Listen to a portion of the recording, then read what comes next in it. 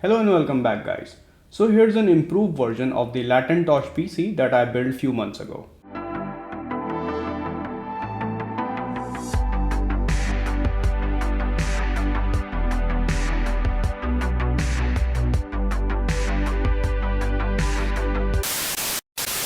It is powered by a Latte Panda 3 Delta single board computer which include a 64 GB eMMC storage, an 8 GB LDDR4 memory and an Intel N5 105 11th Gen mobile processor.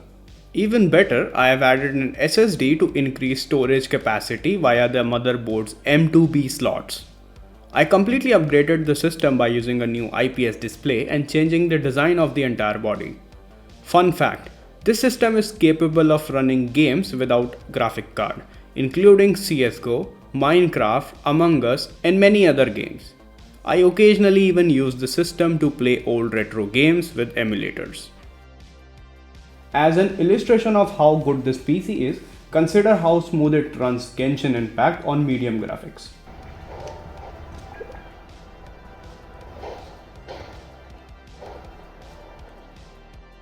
Now that we have moved on from how well the Latte Panda functions, let's talk about the changes that I have made into the body.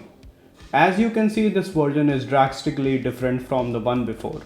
I made this computer thinner by completely removing the middle section, and I made a fully detachable sides that fit together to form a single body. The display is located on the front side and the cooling fan adapter battery pack are located on the back side. The battery pack serves as a separate power source for the cooling fan. The 7-inch generic HDMI display has been replaced with a 7-inch slim IPS panel from DF Robot. By the way, DF Robot is this video sponsor. They provided the Latte Panda 3 Delta and the display that were used in this project. Visit their website to purchase all kind of electronic goods from them. In the upgraded design, Latte Panda is now attached to a holder that is secure in its place by the two interior sides. Here's the DIY computer entire construction process. You can skip to the result at the end of this video or visit project's build guide on Instructables or Hackster.io.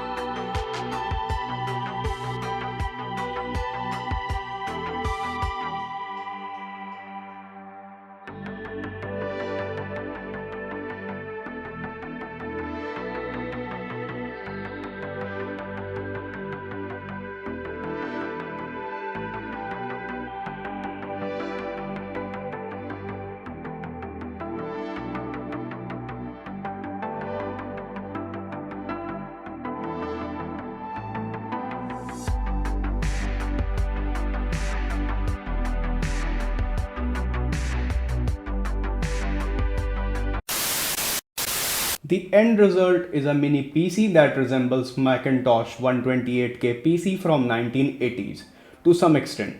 It would be better if I could get a real Mac 128K and put everything inside of it before building the PC around the original body.